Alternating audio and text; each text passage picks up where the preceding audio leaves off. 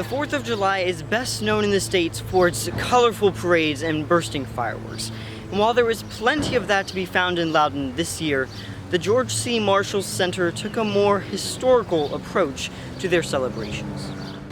Here in Leesburg is the Dodona Manor. It was George Marshall's home in the 1940s and 50s, including while he was Secretary of Defense under Harry Truman.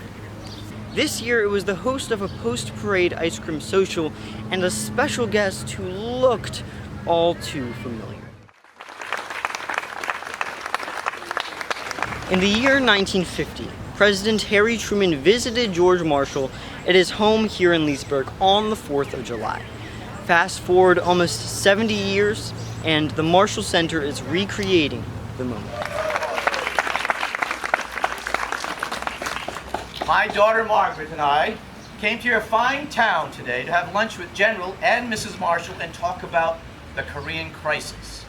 And so I said, well, why don't we not have someone pretend to be George Marshall talking about how important he was, but to have someone else, and the ideal person would be President Truman, who Truman thought Marshall was the greatest living American.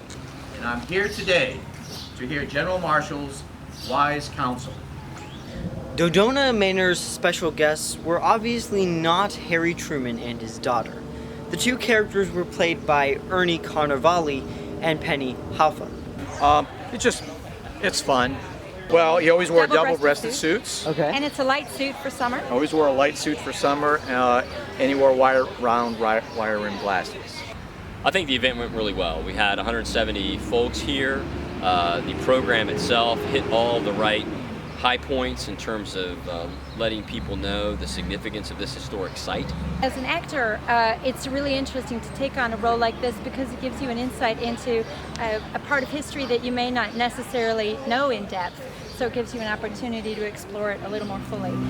I thank you all for this wonderful welcome today, and I hope you all enjoy your July 4th celebration. It is now time for me to go see General Marshall.